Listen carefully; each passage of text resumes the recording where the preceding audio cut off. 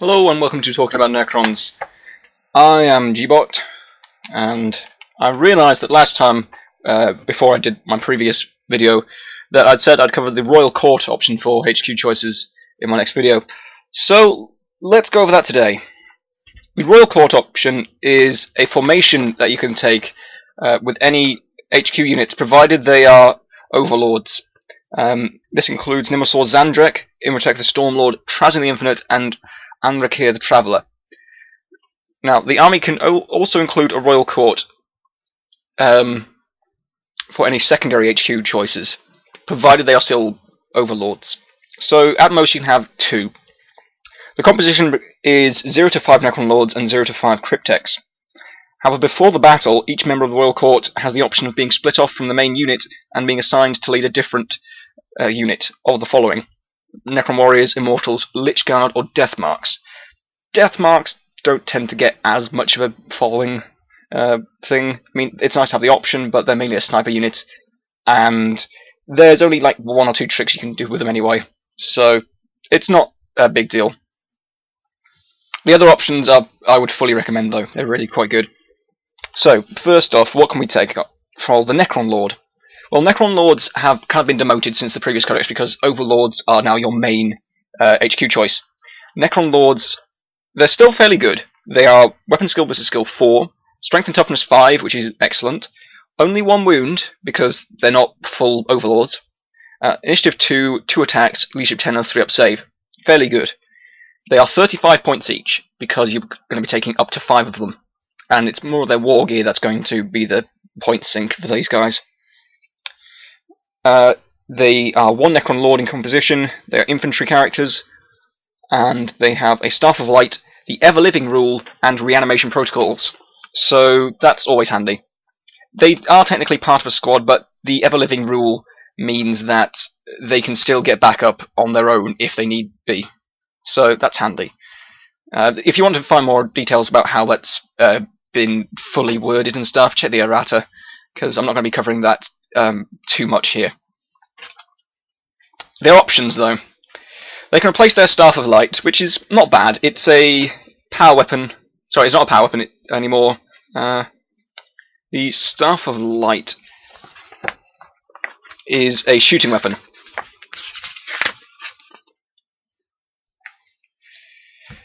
It offers a 12-inch range, Strength 5, AP 3, Assault 3 shooting attack, which is fairly nice. It counts as a close combat weapon if you need it to, but other than that, it's just a shooting weapon. It doesn't count as a power weapon anymore. They've got other options for that. Speaking of which, the Hyperphase Sword, which is a power weapon, is a free alternative to the Staff of Light, which is not bad. I mean, the Hyperphase Sword is much better as a single-handed close combat weapon when paired with the Lich Guard, because they can take the big shields as well.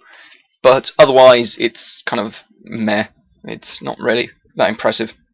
Another option would be the Gauntlet of Fire. This isn't bad.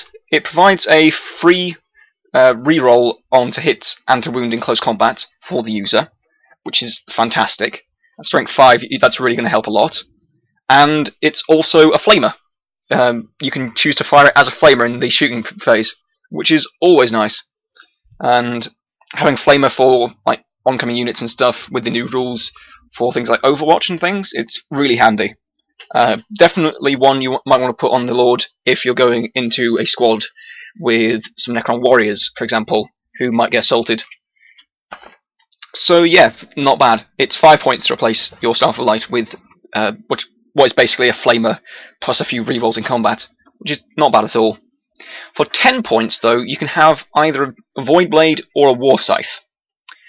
Personally, I generally just prefer the War Scythe over the Void Blade every time. The Void Blade is only particularly effective when put onto the Praetorians. Praetorians have the option to have the pistol with them as well. What is it called?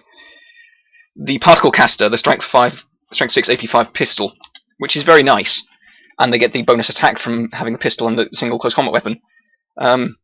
Otherwise, it's just a Rending and Entropic Strike close combat weapon, which is not bad, but then why not just take the Hyper Phase Sword if you just want a power weapon, or why not just take the War Scythe if you want to be this beast in close combat.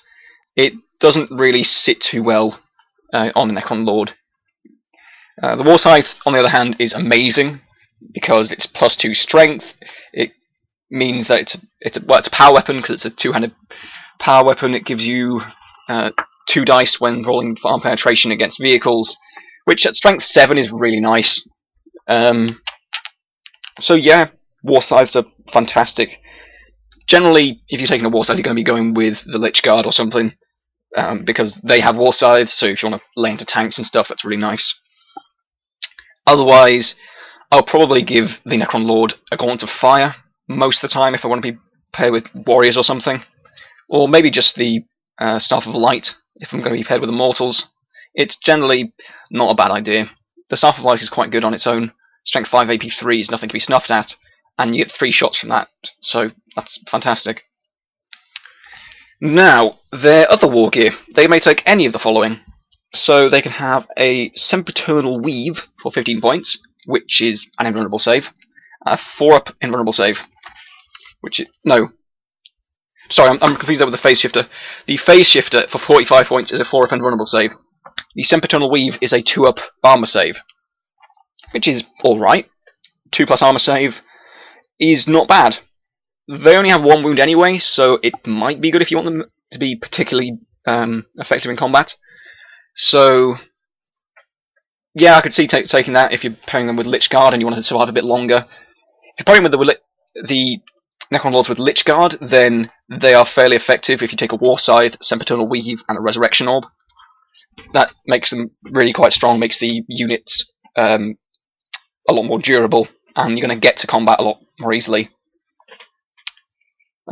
Speaking of which, the Resurrection Orb is now 30 points. It has been changed a fair bit. It's no longer the crazy be-all and end-all that it was in the previous codex because of the changes to self-repair.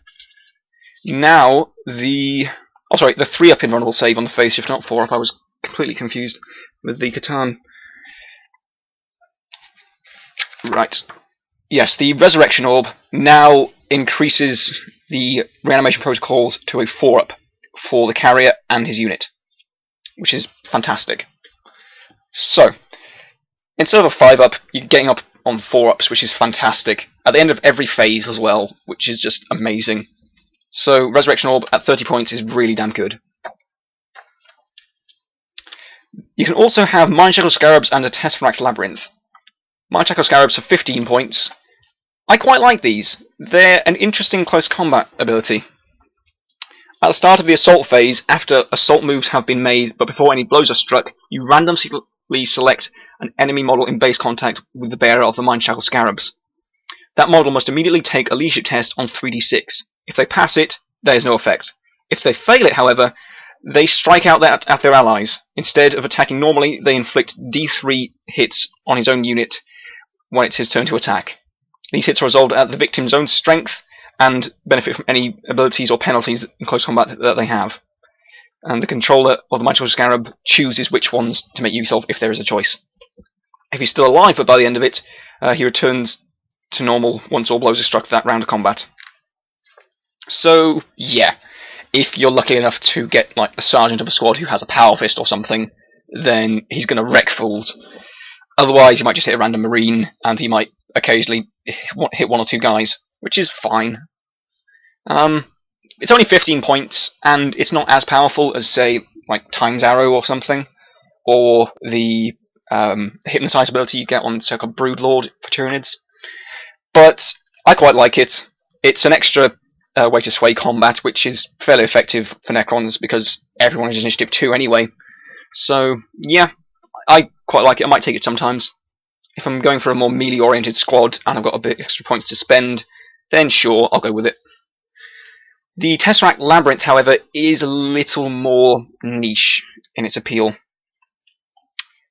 It's 1 use only, and the bearer of the Tesseract Labyrinth, in lieu of making any close combat attacks that round, can choose a character or monstrous creature that's in base contact with them, which is already a bad situation to be in. So, like, if you're facing off against a Carnifex, you really don't want to be there, but if you have this on your side, then maybe you can do something with it.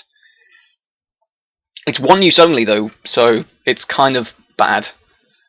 The victim must immediately roll equal to or under their remaining wounds on a d6, or be trapped within the Tesseract Labyrinth forever.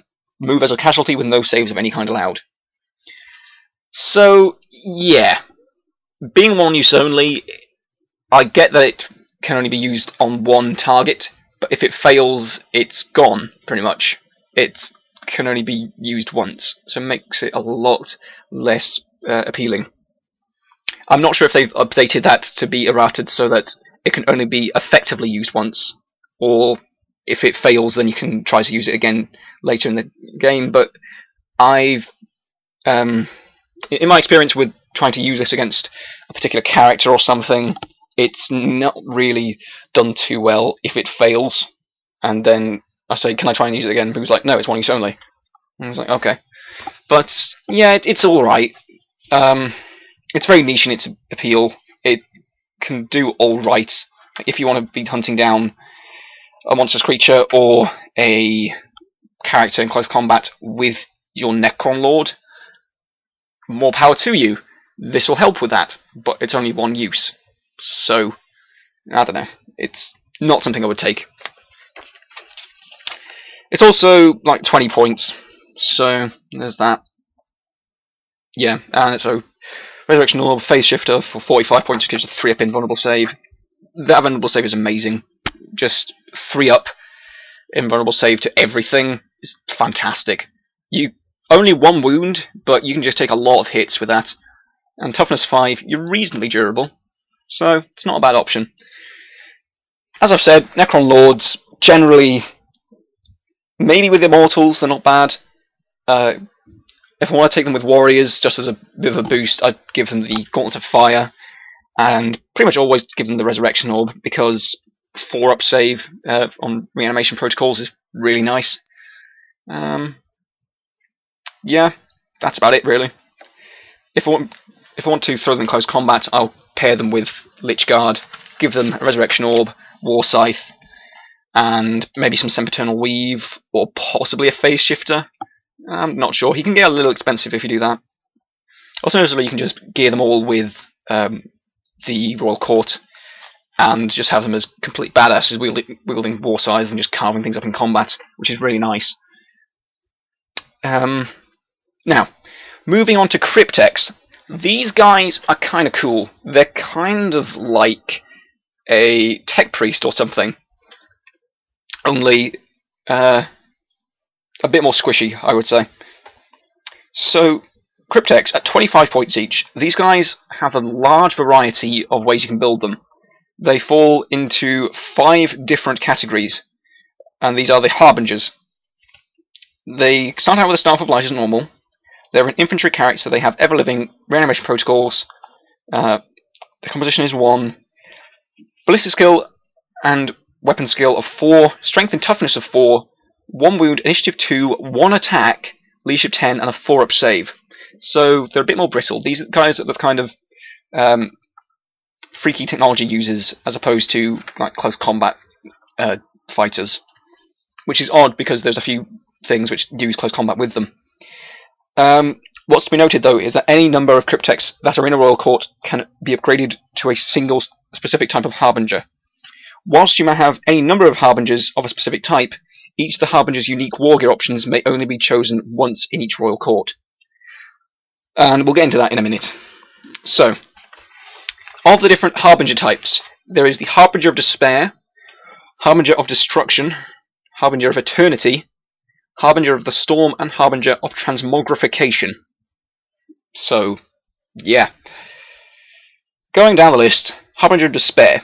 Interesting. For 5 points, you can upgrade your Staff of Light into an Abyssal Staff. The Abyssal Staff is rather nice.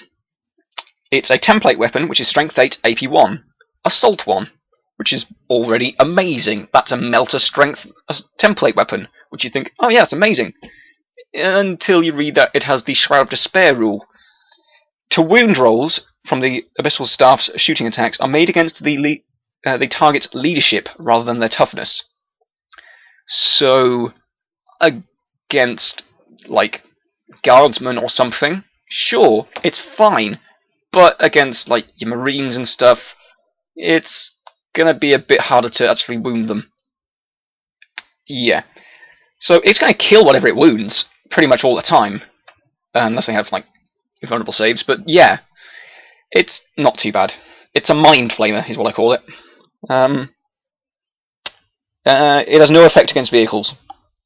So, that's something to bear in mind.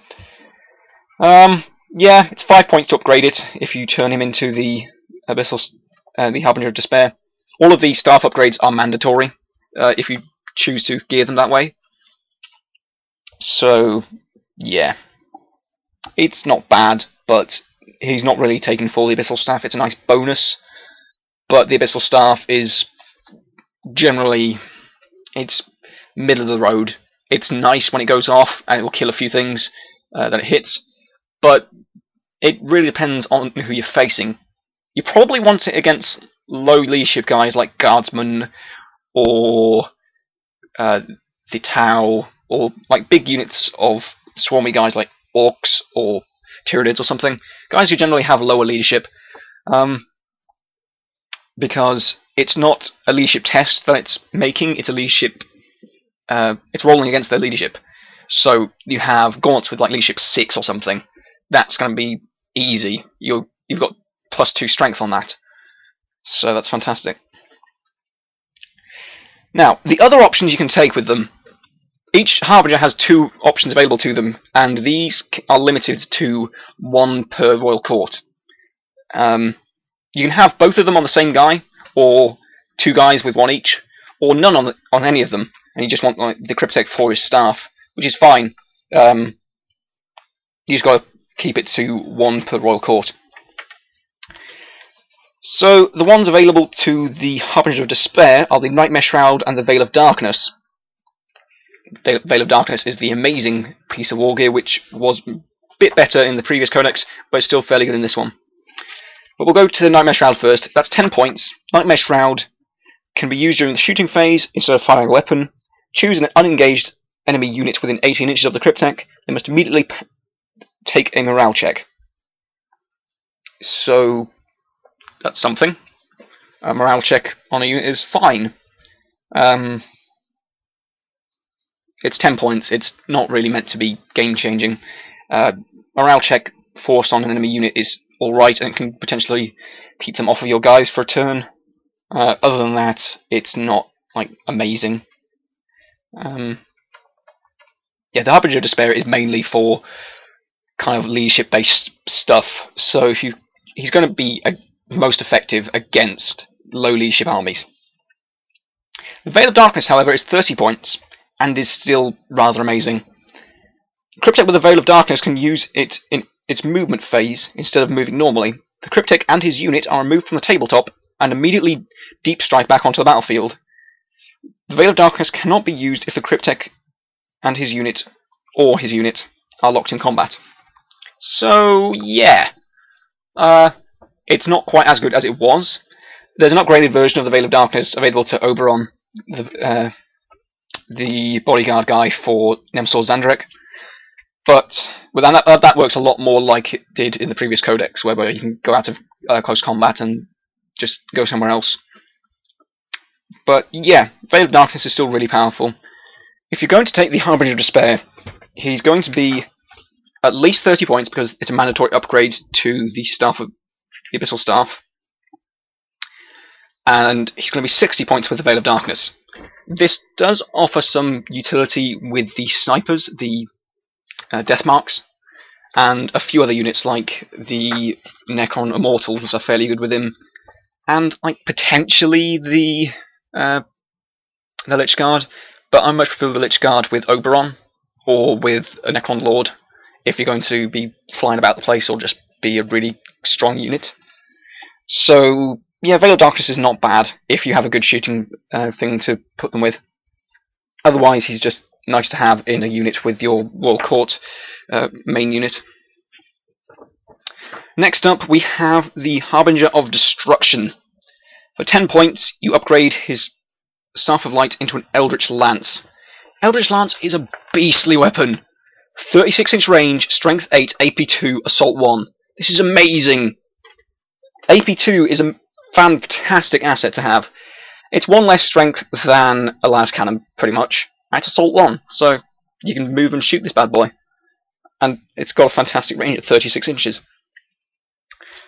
The unique pieces of war gear available to them are the Gaze of Flame and the Solar Pulse. So this guy, you're not really taking him for the Gaze of Flame or the Solar Pulse most of the time. It's pretty much just for the Eldritch Lance, because the Eldritch Lance is fantastic. I've seen a number of interesting tricks you can do with this guy, because cryptics can be carried on the Ghost Arc, which, because it says it specifically can carry Necron Warriors, Cryptex, and Necron Lords, which is fantastic. So you get 5 or 10 Cryptex, put them all into the Ghost Arc, and just have them all firing out these Eldritch Lances, which is amazing. So that's quite cool. Gaze of Flame for 10 points. The Cryptek and his unit are treated as being armed with defensive grenades. The rest of the unit loses this ability if the Cryptek is removed as a casualty. It's alright, it's not amazing. Gaze of Flame was a bit better in the previous codex. It's similar to the Nightmare Shroud in that it's alright as a 10-point upgrade, and it functions for what it does, but it's not like amazing. It's not going to be something that you're excited to take most of the time. Solar Pulse is 1 use only. It's 20 points for the Solar Pulse. Can be used at the start of any turn. If the night fighting rules are in effect, they cease to apply until the end of the turn, and if night fighting rules are not in effect, then they apply until the end of the turn. It's what it did in the previous codex. It's just not that amazing. Night fighting rules are never really in effect unless there's a particular campaign objective or something, or you've got a particular scenario going on. So, yeah, they're pretty much just for their lance. The Eldritch Lance is fantastic at strength 8, AP 2, range 36 inches. Yeah, 10 points is a fantastic little upgrade for them. Next up is the Harbinger of Eternity. This guy's a bit weird. His staff is upgraded for free to the Aeon Stave, or Ion Stave, however you say it. The Ion Stave is a close combat weapon. On a Cryptek, that doesn't make much sense. On any enemy unit that suffers an unsaved wound from the Ion Stave, they lose the Fleet special rule, if it has it, and their weapon skill, ballistic skill, initiative, and attack values are reduced to 1 for the remainder of the game. Which is rather insane, but consider that they are on a 1 attack, initiative 2, strength 4, weapon skill 4, little Cryptek. Sure, you can put that Cryptek with a beefy unit, but there's not a great way of actually landing that attack most of the time. It's going to be most crippling on a high elite enemy unit, but he only has 1 attack anyway, so it doesn't really make much difference. The Time Splinter Cloak that you can give him is 30 points. It gives him a 3+ invulnerable save, which is fine, but yeah, it's a weird way to build the Cryptek. Chronometron is also very useful, actually, because it can be used in a number of different ways, and it's very useful if you want to have him in the Royal Court units, because if you have him with someone who has some particular special rules, like the Stormlord, then he's very effective with a Chronometron. For 15 points, the Chronometron, or the model with the Chronometron, can re-roll one of his d6 rolls each phase. If he's in a unit, this ability can be used to instead re-roll one of the unit's d6 rolls each phase. The Royal Court, as an option, counts as a unit for the special character or the Overlord that took it. So, for example, you have the Stormlord, and his lightning comes down. It doesn't quite hit something that you really want it to hit. Chronometron can be used each phase, which is fantastic. So, yeah, 15 points is a fairly good little reroll effect that you can have each phase. and it can be used on anything really, but only once each phase. Sorry, I hit the mic there. Harbinger of Eternity, pretty much skip him unless you want to use the Chromatron for some cool little rerolls. Right, next is the Harbinger of the Storm, who I like quite a lot. Their Voltaic Staff is free, which is fantastic, because it's range 12, strength 5, no AP, assault 4, Haywire. Haywire is as it sounds. It's like the Haywire grenades that are available to the Swooping Hawks, or other Eldar units. Vehicles hit by a shot from the Voltaic Staff suffer a glancing hit on a 2 or a 5. Between 2 and 5, and a penetrating hit on a 6. So 2, 3, 4, or 5, glancing hit, penetrating hit on a 6. That's rather amazing for this little staff that he has. Only range 12, so yeah, it's not like the best. But sticking with another unit that you want to actually be shredding tanks with, or getting rid of transports with, and it's fairly effective to have a ranged Haywire grenade. Assault 4 means you've got a good number of shots with it as well. And it's a free upgrade, so it's rather good. The other abilities are not bad, they're just nice for a little bonus. The Lightning Field is 10 points. This isn't bad, it's a little bit toned down from what it was in the previous codex, but still fairly good. When an enemy unit successfully moves into assault with the Cryptek or his unit, the assaulting unit immediately suffers d6 strength 8 AP 5 hits. The rest of the units lose this ability if the Cryptek is removed as a casualty. This only triggers when they move into assault with you. But they're taking up to 6 strength 8 AP 5 hits, which is fantastic. You could potentially kill a good chunk of guys that would be very useful in the combat. So yeah, it's not bad at all. If you're going to be assaulted, then it's fairly effective. There are other ways to make this more effective. If you're covering the guy with some other effects, like the Chronometron. There's also a Cryptek with a Chronometron in the Royal Court, and you've got the Harbinger of the Storm in the Royal Court as well. You're being assaulted, the lightning field goes off, and you use the Chronometron if it doesn't hit quite as many guys as you want to, and then you might get a reroll for a 6. You hit 6 times with this Strength 8 AP5 bolt. It's rather effective. It's a bit random, obviously, and it only really works on the turn that they assault move into you. But other than that, it's fairly nice. It's a nice little bonus. It can whittle down enemy units. It's quite good. The other one is the Ether Crystal for 15 points. It's a little odd, and isn't particularly as effective as it initially sounds. Any enemy unit that arrives within deep strike range of 6 inches of the bearer of this crystal suffers d6 strength 8 AP5 hits. Awesome.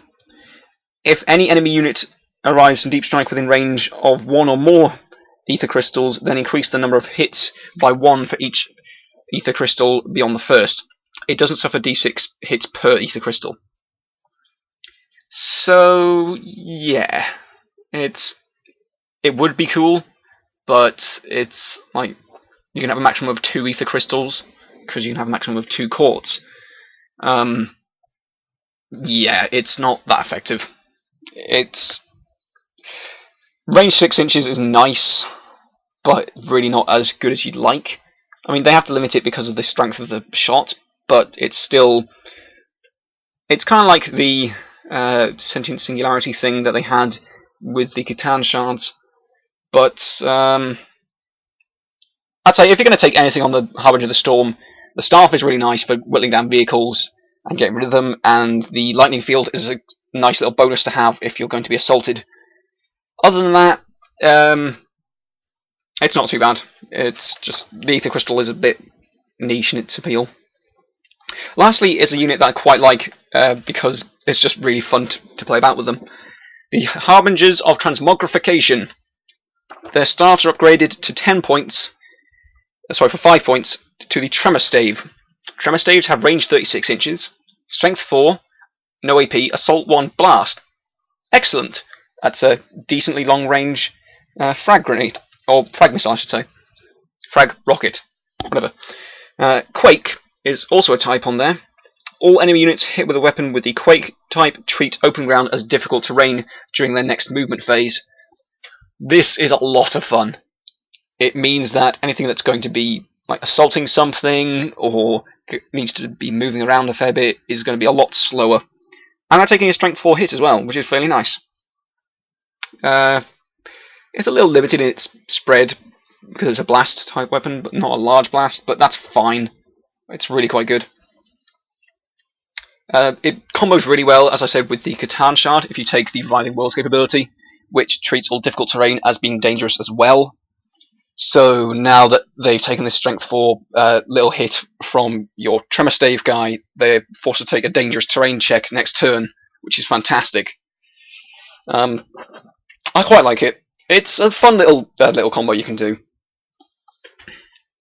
Also, their pieces of war gear are actually fairly good. The Seismic Crucible, at 10 points, at the start of the enemy assault phase, you roll a d3 and nominate one enemy unit.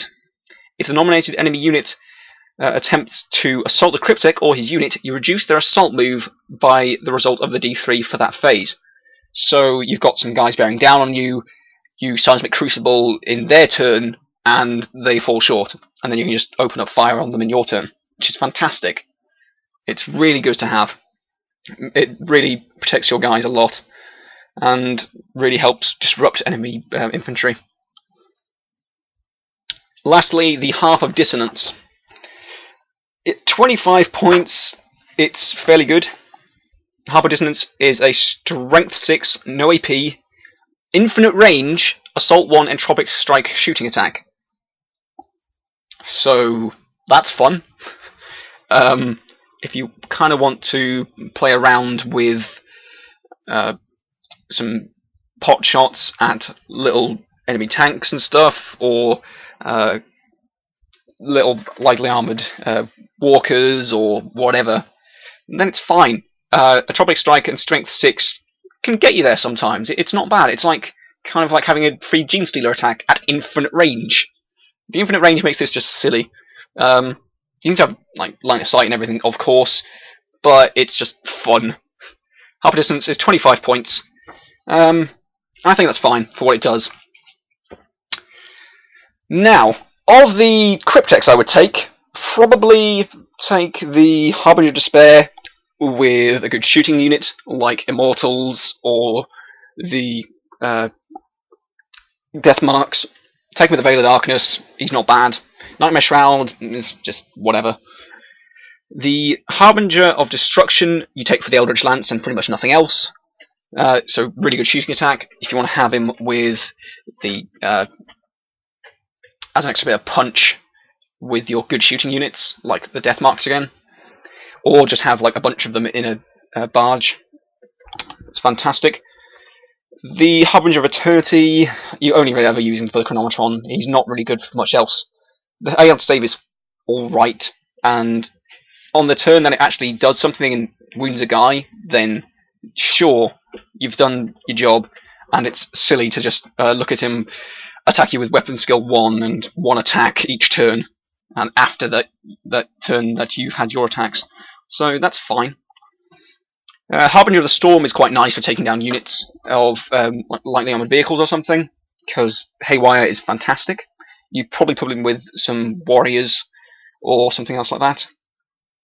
The Transmogrification guy, put him with some warriors or something else that you want to be safe and out of combat for a while, so you can just shoot down on things. So they can be put pretty much with anything. In general, yeah, the Royal Court is a really strong option. It gives you a lot of options for leading your other units, like your troops choices and things like Lich Guard. The Death Marks don't really get as many options. As I said, just the Harbinger of Despair and maybe the Harbinger of Destruction are quite nice to have with them. They cannot really deep strike with the Cryptek, I don't think, if he's attached to the unit. So you've got to have them on the field, pretty much, with this guy. With the Veil of Darkness, it makes it less awkward field them with him. Otherwise, they're not too bad. But I would take Necron Lords pretty much always with the Resurrection Orb, put him with Lich Guard if you want to be a good close combat squad, or with your basic Warriors and Immortals with the Gauntlet of Fire, Resurrection Orb. Make them more durable and more effective in shooting. Yeah, I really like the Royal Court. It's a fantastic option to take, and is generally a really good thing for your consideration. Right, that's enough for now. Next time around, I will be going through the troops' choices and their dedicated transports. This will be a big one next time. This one's already run on a bit, like 40 odd minutes or something. So I'll leave you until then. Bye for now.